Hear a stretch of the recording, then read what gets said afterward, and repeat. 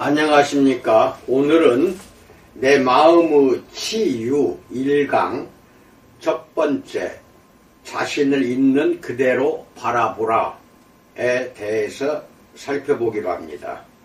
먼저 본문 말씀 누가복음 14장 28절로 30절 말씀을 낭독합니다. 너희 중의 누가 망대를 세우고자 할진대 자기의 가진 것이 준공하기까지에 족할는지 먼저 앉아 그 비용을 계산하지 아니하겠느냐. 그렇게 아니하여 그 기초만 쌓고 능히 이루지 못하면 보는 자가 다 비웃어 이르되 이 사람이 공사를 시작하고 능히 이루지 못하였다 하리라 라는 말씀이 있습니다.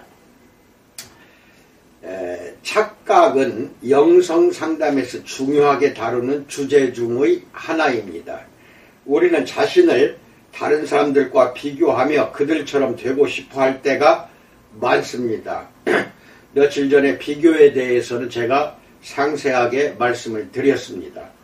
또한 반드시 이루고 싶은 자신의 이상적인 모습을 그려보기도 합니다. 그러나 자신이 바라는 대로 되기는 어렵기 때문에 실망에 빠질 때가 많습니다. 우리의 자화상은 너무 크거나 아니면 너무 작기 때문입니다. 지나가던 사람을 자기 침대에 끼워 맞췄던 노상강도 프로크루스테스의 전설을 통해 우리의 자화상을 생각해 봅시다.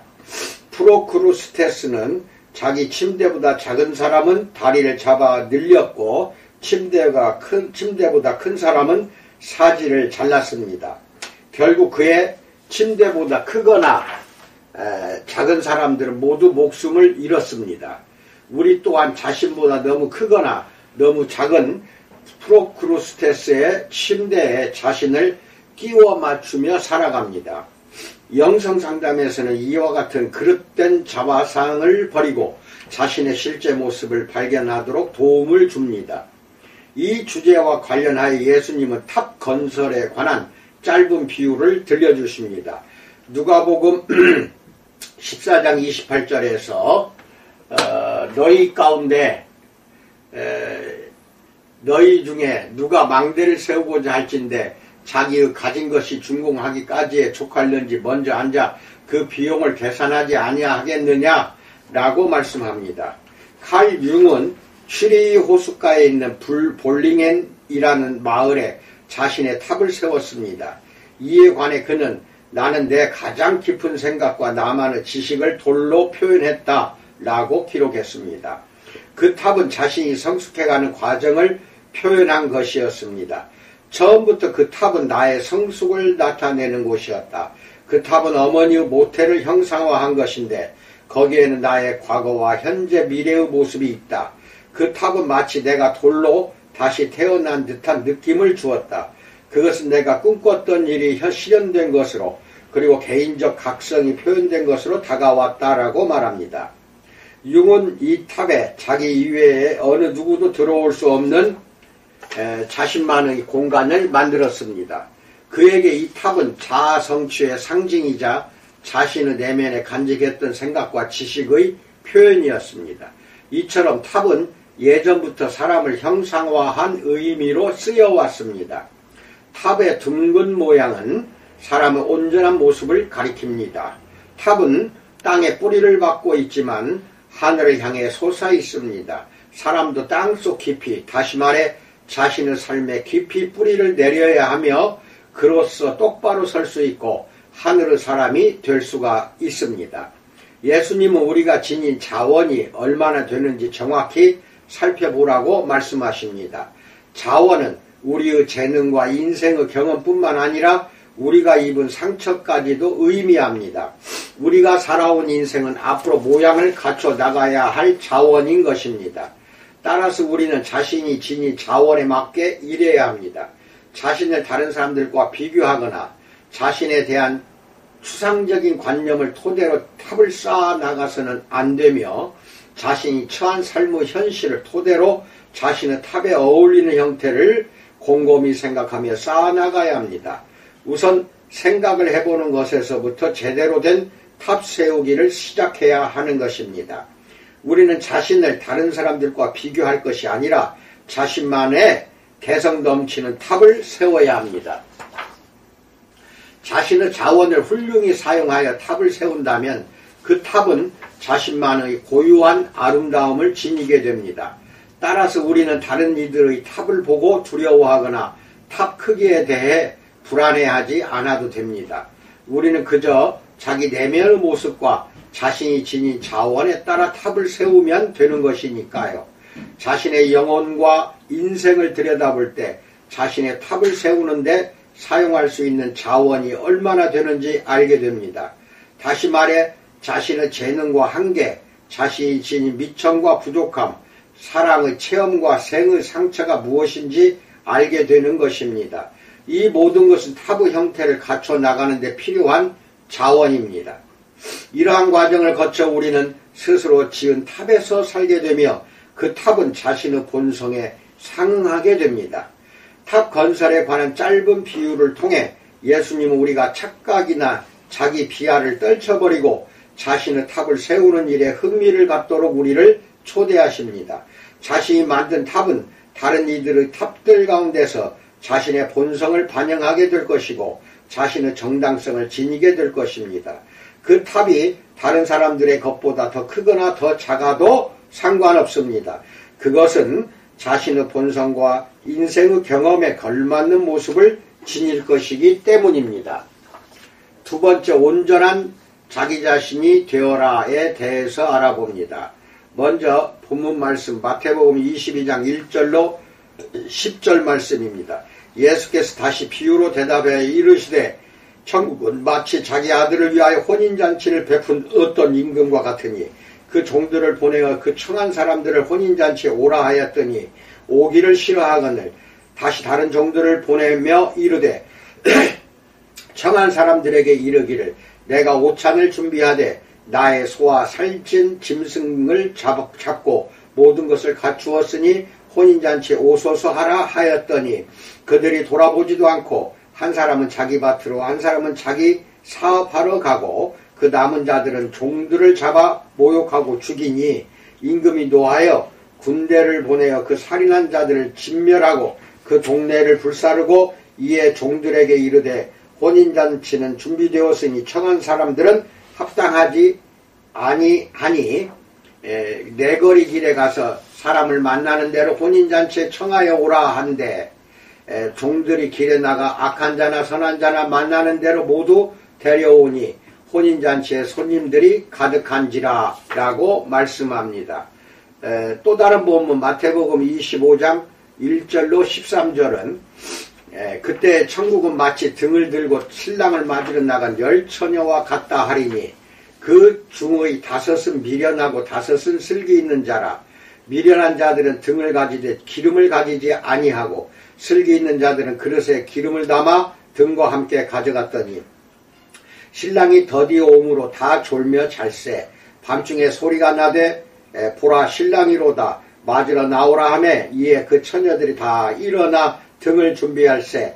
미련한 자들이 슬기 있는 자들에게 이르되 우리 등불이 꺼져가니 너희 기름을 좀 나눠달라 하거늘 슬기 있는 자들이 대답하여 이르되 우리와 너희가 쓰기에 다 부족할까 하노니 차라리 파는 자들에게 가서 너희 쓸 것을 사라 하니 그들이 살아간 사이에 신랑이 오므로 준비하였던 자들을 함께 혼인잔치에 들어가고 문은 닫힌지라. 그 후에 남은 처녀들이 와서 이르되 주여 주여 우리에게 열어주소서. 대답하여 이르되 진실로 너희에게 이르노니 내가 너희를 알지 못하노라 하였느니라. 그런즉 깨어있으라. 너희는 그 날과 그 때를 알지 못하느니라 라고 말합니다. 다른 본문은 누가복음 14장 15절로 24절 말씀입니다.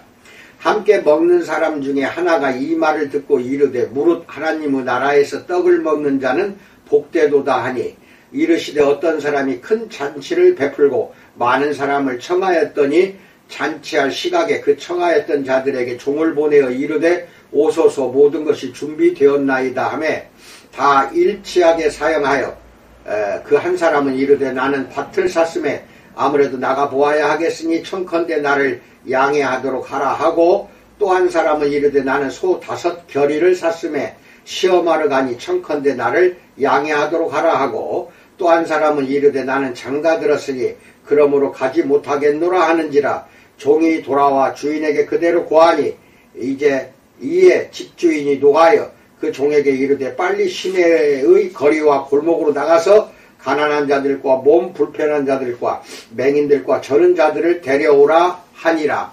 종이 이르되 주인이여 명하신 대로 하였으되 아직도 자리가 있나이다. 주인이 종에게 이르되 길과 산 울타리 가로 나가서 사람을 강권하여 데려다가 내 집을 채우라. 내가 너희에게 말하노니 전에 청하였던 그 사람들은 하나도 내 잔치를 맛보지 못하리라 하였다 하시니라. 이렇게 말하고 있습니다.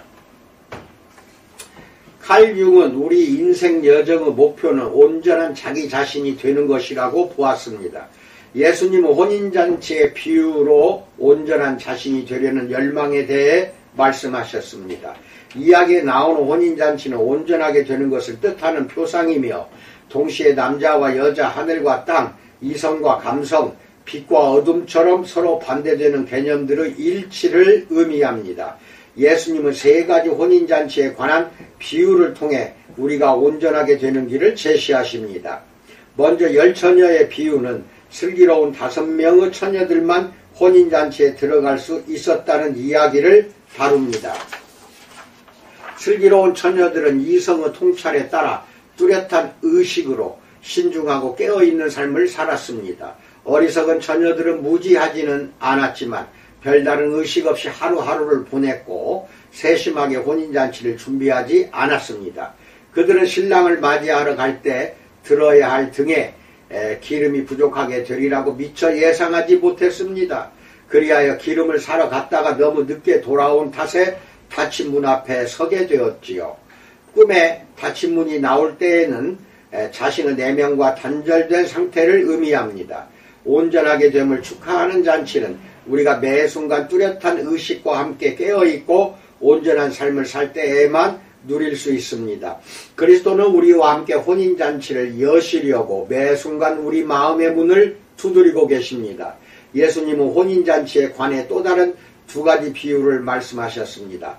마태복음서와 누가복음서에는 내용은 비슷하지만 결말은 서로 다른 비유가 나옵니다. 마태복음서에서 임금은 자기 아들의 혼인잔치에 손님을 초대합니다.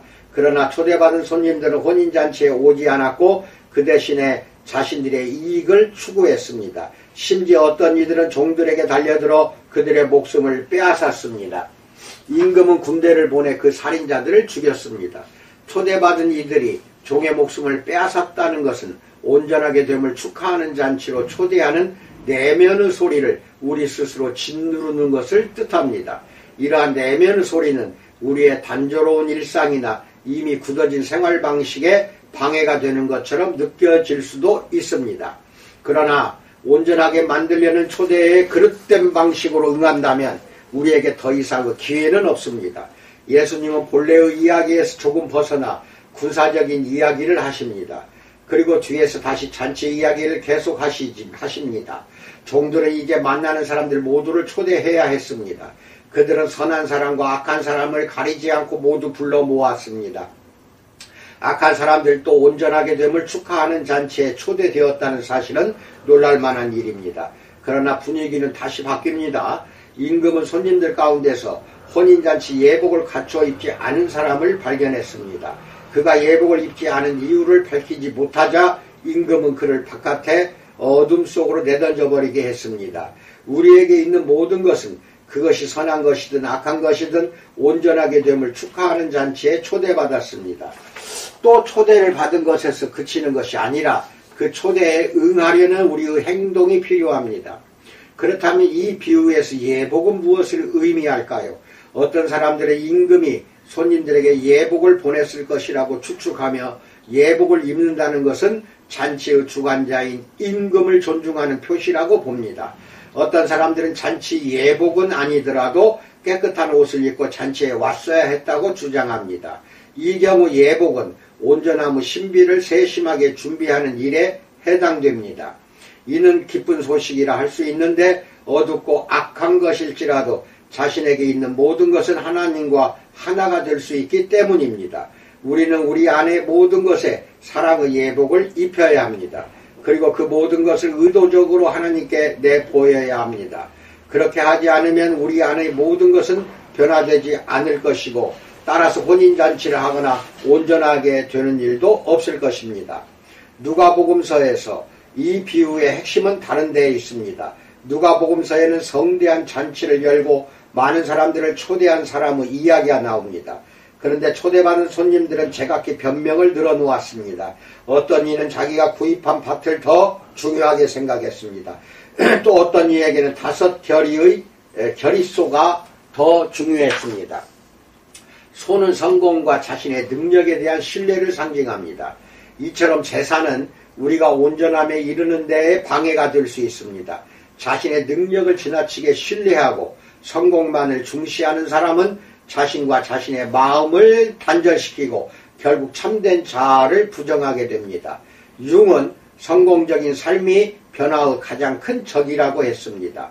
성공에 안주하는 사람은 더 이상 자기 내면을 들여다보지 않으며 그의 내면은 인간적으로 미성숙한 상태에 머뭅니다. 잔치에 참여하는 것을 가로막는 세 번째 장애물은 혼인입니다. 대체로 혼인은 사람에게 유익한 것이지만 온전한 자기 자신이 되는 것을 방해하는 혼인관계도 있습니다.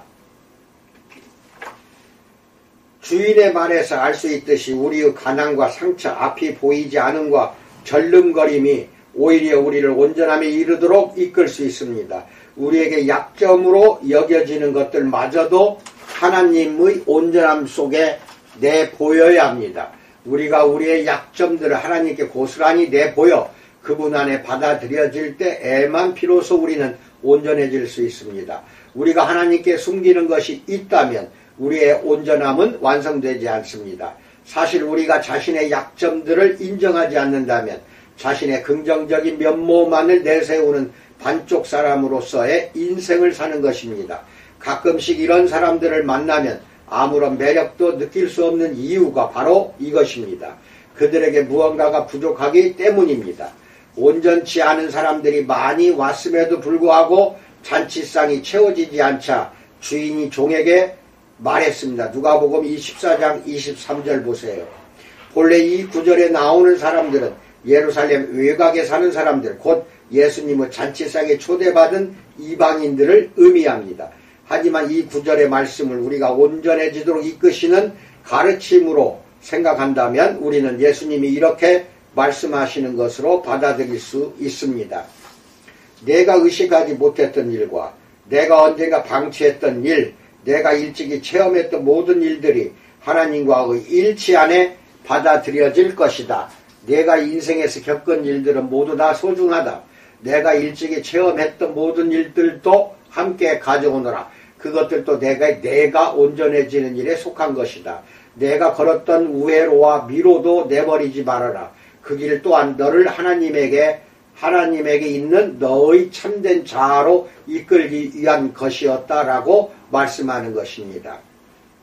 예수님의 이러한 말씀은 우리에게 희망을 줍니다. 나아가 그분께서 주시는 이런 가르침을 잊지 말아야 할 것입니다. 내게 있는 모든 것들이 소중하다. 그것들을 평가하는 마음을 멈추고 하나님께 내보여라. 그래야 내가 온전해질 것이기 때문이다. 내 안의 모든 것이 하나님의 영과 사랑에 의해 변화되고 싶어한다. 그로써 너를 이루고 있는 모든 것에서 하나님이 만드셨던 너의 본래적인 형상이 갈수록 빛을 발할 것이다 라고 희망을 주는 말씀을 하십니다. 아멘. 이상입니다. 내 마음을 치유하는 것은 예수님이 우리를 만져 주셔야 됩니다. 우리를 만져 주시려면 내 안에 있는 모든 것들, 과거의 모든 일들과 상처와 모든 것을 드러내 보여주셔야만 우리를 예수님이 만져 주어서 치유를 하는 것입니다. 여러분 그렇게 하시리라 믿습니다. 이상입니다. 감사합니다.